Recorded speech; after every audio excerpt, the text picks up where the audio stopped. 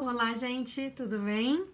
Hoje nós vamos ver um novo recurso, encerramos o recurso especial extraordinário na última aula e hoje vamos falar de um outro recurso também de competência dos tribunais superiores, no caso o STJ e o STF, que é o recurso ordinário constitucional. Nós vamos ver hoje dois recursos voltados a esses tribunais. O recurso ordinário constitucional, no primeiro vídeo, depois eu vou falar para vocês os embargos de divergência, tá? Recurso ordinário constitucional, que tem esse nome porque ele está previsto expressamente na Constituição. Vocês já devem ter olhado aí no material que eu preparei para vocês. E a previsão do recurso ordinário é constitucional. Ela está lá no artigo 105 e no artigo 102 da Constituição Federal, no inciso 2º de ambos artigos. O recurso ordinário constitucional, embora seja um recurso destinado aos tribunais superiores, ao STJ e ao STF, não é um recurso excepcional, gente. Não é um recurso extraordinário. Vocês devem se lembrar que quando nós começamos a estudar os recursos, eu contei para vocês que havia uma classificação, uma das várias classificações dos recursos, que classificava os recursos em recursos ordinários e recursos extraordinários. Nos recursos extraordinários, eu coloquei para vocês o recurso especial, o recurso extraordinário e os embargos de divergência também, nesse caso, né? E nos demais, no recurso ordinário, coloquei apelação, agravo de instrumento e estava lá o recurso ordinário constitucional. Embargo de declaração e agravo interno ficava ali, né, entre uma coisa e outra, porque eles poderiam ter cabimento tanto na via dos recursos ordinários quanto na via dos recursos extraordinários. O recurso ordinário, então, embora seja de competência do STJ e do STF, não é um recurso que fica do ladinho do recurso especial e do recurso extraordinário. Se nós tivermos que dividir em dois lugares diferentes, aqui estamos com o recurso especial e extraordinário. Aqui estamos com o ROC, o recurso ordinário constitucional. Ele fica do lado da apelação, porque ele é um recurso ordinário. O que significa dizer, dentre várias outras coisas que nós vamos ver, que ele é um recurso ordinário? Não se aplica ao recurso ordinário as várias limitações de cognição, por exemplo, de pré-questionamento, de matéria fática, que não pode ser conhecida, que se aplica ao recurso especial e ao recurso extraordinário. Então, todas aquelas limitações, aquilo que torna o recurso especial e extraordinário difícil também, né? Lembrem-se de que falamos disso. Não se aplica um recurso ordinário. O recurso ordinário fica muito mais pro lado da apelação do que pro lado do recurso especial e do recurso extraordinário, não obstante ele seja de competência do STJ e do STF. Temos, porém, que tomar um cuidado. Vocês vão ler em alguns livros que o recurso ordinário é praticamente uma apelação no STJ e uma apelação no STF. E gente. Vocês vão ver que ele é uma apelação. Porém, ele não recebe todo o regramento da apelação.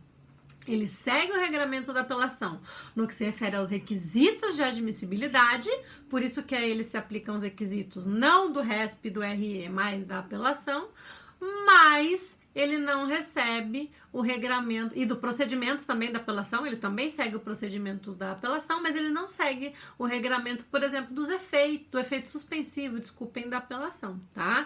Então temos que tomar um pouquinho de cuidado, porque o recurso ordinário é praticamente uma apelação pero no mucho. Temos que tomar cuidado com isso para não gerar confusão, ok? Então vejam, o recurso ordinário constitucional vai ter um cabimento muito específico somente para o STJ e somente para o STF. Para o STF é um cabimento, para o STJ é outro. Muito parecidos os cabimentos, embora para o STJ tenha um cabimento um pouquinho diferente. Porém, o cabimento dele é muito restrito. O recurso ordinário constitucional caberá, no caso do STF, contra acórdãos que deneguem um pedido formulado num mandado de segurança, num habeas data ou num mandado de injunção. A Constituição vai falar em habeas corpus também. Também tem recurso ordinário em matéria penal, gente, tá? É que aqui é só processo civil, né? Então aqui nós não estudamos processo penal, deixamos o habeas corpus lá pro pessoal do processo penal. Mas ele também é um recurso cabível em matéria penal no caso de habeas corpus e no caso de crime político, tá? Para um dos recursos. Então aqui nós temos o cabimento do recurso ordinário para o STF em matéria civil. É da matéria civil que nós estamos falando do processo civil. Acórdãos que deneguem o mandado de segurança, o habeas data e o mandado de injunção e que tenham sido proferidos pelos tribunais superiores. Então vejam, eu estou falando de um recurso que cabe contra a decisão de tribunais superiores, STJ, STM, TST e TSE, desde que se trate de competência originária desses tribunais. E aqui vamos ver com calma. Competência originária desses tribunais. Por isso que no cabimento do ordinário vai estar lá: acórdãos proferidos em única instância pelos tribunais superiores que deneguem o mandado de segurança, o habeas data e o mandado de injunção. Tribunais superiores, esses 4 de que falei para vocês.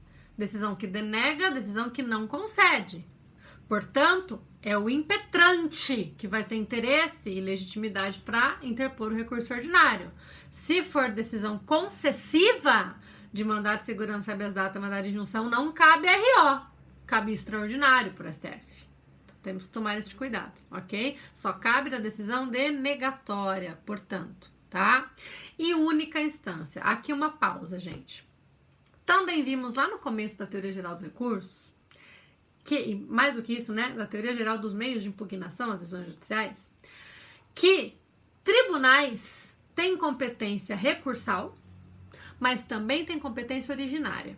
Daí eu contei para vocês, quando nós estudarmos a ação rescisória, por exemplo, nós veremos que a ação rescisória é proposta diretamente no tribunal, não em primeiro grau. Mandados de segurança podem ser propostos diretamente no tribunal. Enfim, nós temos aí uma série de possibilidades que vai aparecer ora na Constituição dos Estados, enfim, uma série de espaços de legislação, de constituições, de normas, que prevêem uma competência originária dos tribunais. Significa que nós estamos falando de ações que começam nos tribunais. Por isso que é a única instância, pessoal. Eles não são a última instância ou uma das instâncias quando acontece a competência recursal, que vai fazendo com que o recurso acabe chegando para esses tribunais. Eles são a única instância competente para julgar um mandado de segurança, única instância competente para julgar o habeas data e única instância competente para julgar o mandado de injunção. Claro que a competência dos tribunais superiores, a competência originária dos tribunais superiores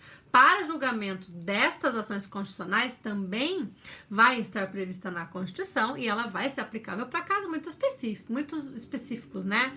Para determinadas autoridades muito específicas que, se for o caso de mandado de segurança, poderão ser impetradas no mandado de segurança, e aí vocês têm que conhecer toda a previsão de competência dos tribunais superiores para julgar essas causas originárias, né?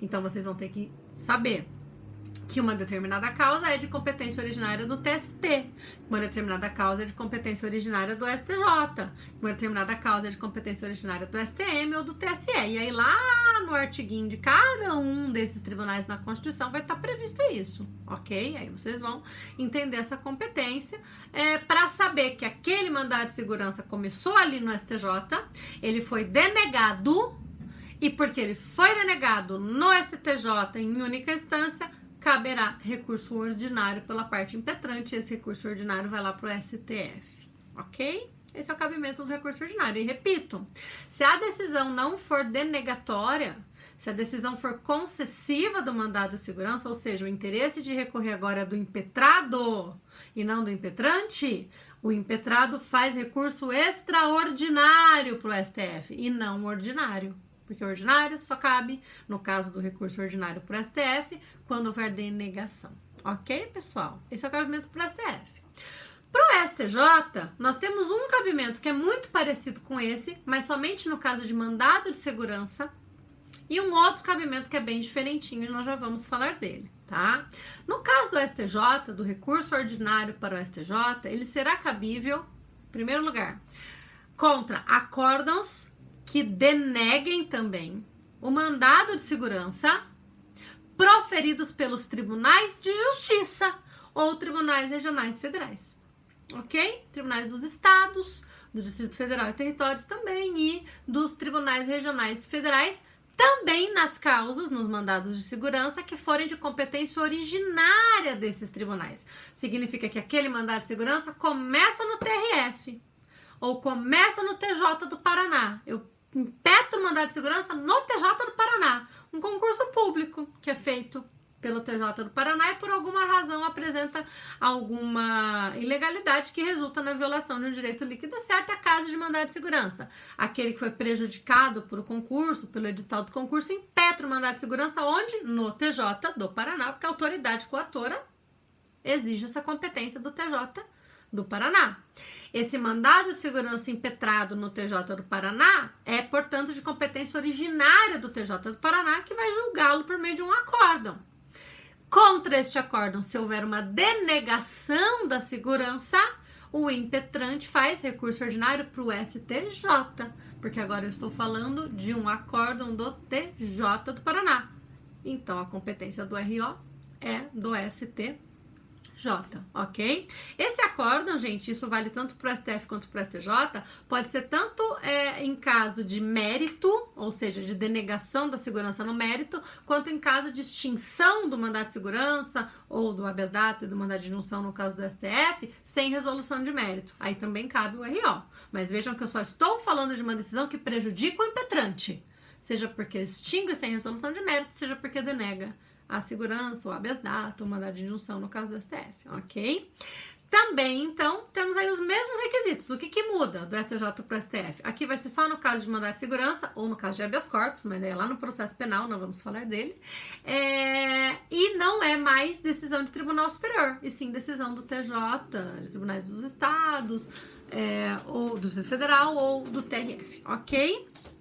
Esse é o primeiro cabimento do recurso ordinário do STJ. Se a decisão do TJ do Paraná, no nosso exemplo, concede a segurança, não cabe RO, cabe ou recurso especial ou recurso extraordinário, a depender da ilegalidade ou da inconstitucionalidade presente nessa decisão, ok? Então vejam que, de novo, estamos falando de um recurso que só cabe quando houver a denegação, tá? Mas tem uma outra hipótese de cabimento do recurso ordinário para o STJ, que não tem a ver com as outras.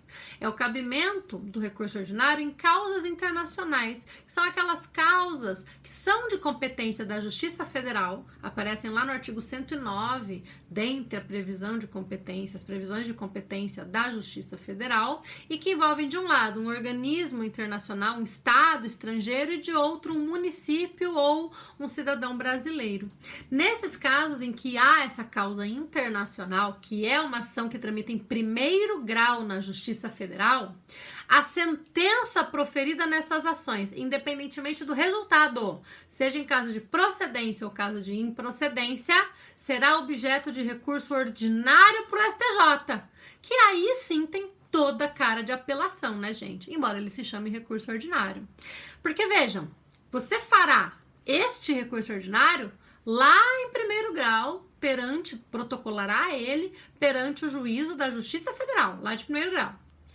E este recurso vai ser remetido direto para o STJ para julgamento, ele não vai para o TRF, ele vai para o STJ, é um recurso, então, ordinário de competência para o STJ. A diferença dos demais é que ele é cabível contra a sentença de primeiro grau só nas causas internacionais e ele cabe tanto em caso de decisão de procedência quanto em caso de decisão de improcedência, ok?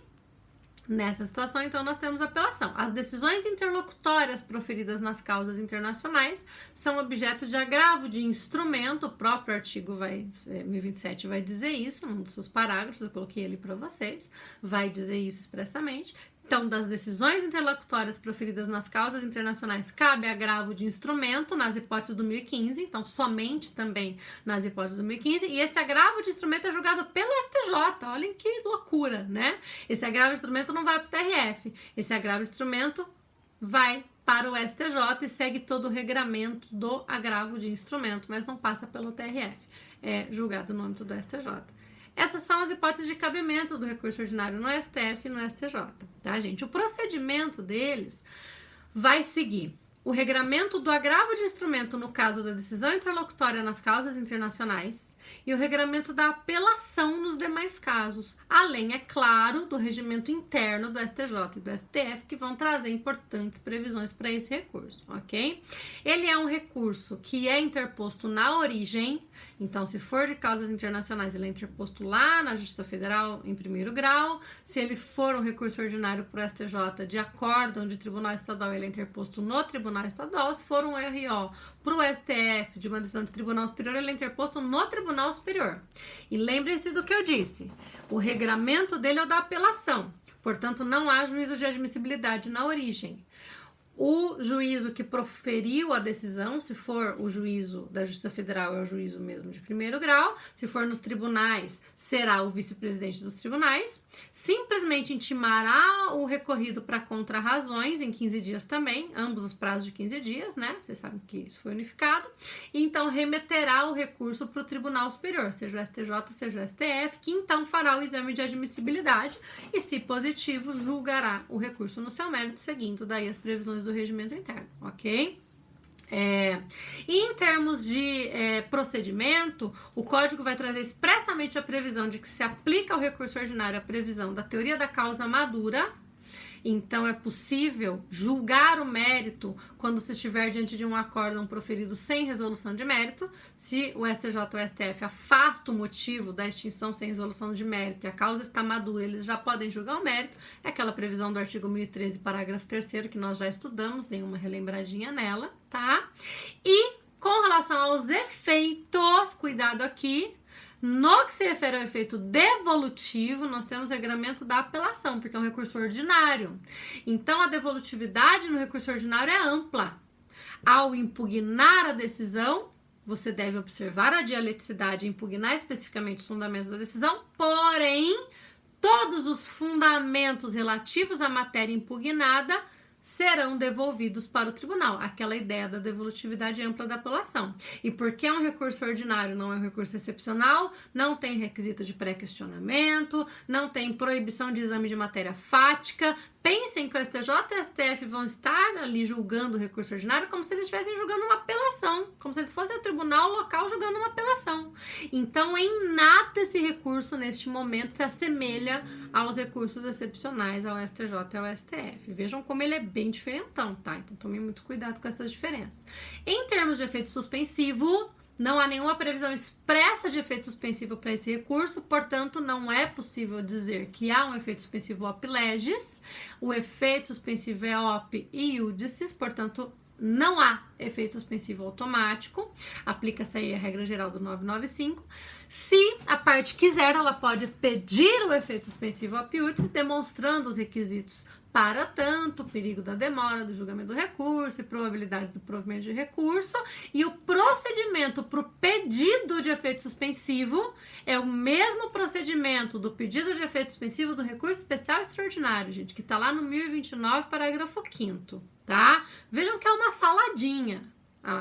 Dá uma misturadinha aí, né? Ora aplica o que tem para apelação, ora aplica o que tem para agravo, ora aplica o que tem para o recurso especial extraordinário. Mas é isso, essa é a previsão do código. Então, vocês têm que entender isso muito bem, tá? Havendo necessidade de pedido de efeito suspensivo, nós vamos observar aquele procedimento, né?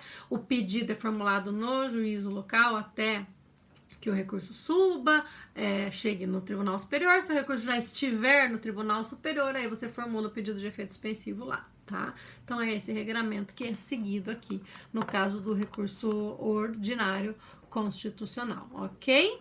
A legitimidade, claro, eu coloquei um item de legitimidade aqui, estava até conferindo para ver se eu não esqueci de falar nada. A legitimidade vai ser, como regra, do impetrante. O impetrado vai fazer o recurso especial extraordinário, mas nas causas internacionais ambas as partes têm legitimidade, né? Porque nas causas internacionais o cabimento é amplo.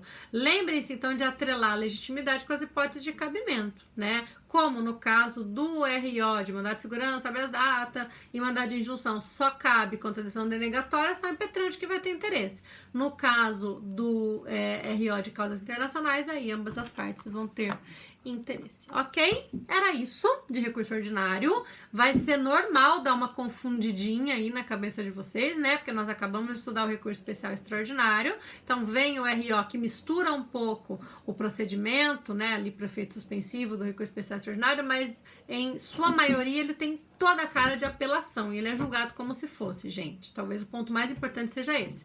Razão pela qual ele admite ampla devolutividade, tá? Ah, e uma importante questão, né? Você precisa saber quando é o caso de RO, quando é o caso de RESP ou recurso extraordinário.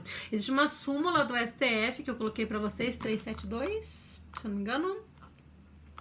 Me lembro? Para variar, né? A pessoa não decora. 272, quase certo. A súmula 272 do STF, que vai justamente vedar a fungibilidade quando era caso de RO e a parte faz extraordinário. A própria jurisprudência do STF vem atenuando a aplicação dessa súmula e admitindo a fungibilidade em alguns casos, e a doutrina, se vocês pegarem, por exemplo, o curso do professor Fred, ele vai defender, até em razão da primazia do julgamento do mérito, da sanabilidade dos vícios, de várias previsões aí do código, a possibilidade de fungibilidade. O professor Fred traz, inclusive, uma questão bem interessante que eu vou botar como um case para nós discutirmos no final da nossa aula, que diz respeito à aplicação daquelas duas regrinhas super interessantes que alguns vão chamar, né, de fungibilidade entre o recurso especial e extraordinário também para o RO. Então vai ter um exercício sobre isso para a gente resolver junto já e pensarmos aí se dá mesmo para aplicar a fungibilidade. Mas a súmula do STF tá aí. Então é sempre bom tomar cuidado e pensar bem em qual recurso cabe. Você precisa saber exatamente que é caso de RO, caso de extraordinário. Inclusive já caiu na OAB um caso em que era para se fazer um recurso ordinário e muita gente errou fazendo extraordinário. Tem que tomar cuidado com isso, ok? Daqui a pouquinho nos encontramos então para resolver esses casos e tirar as dúvidas de vocês. Até já!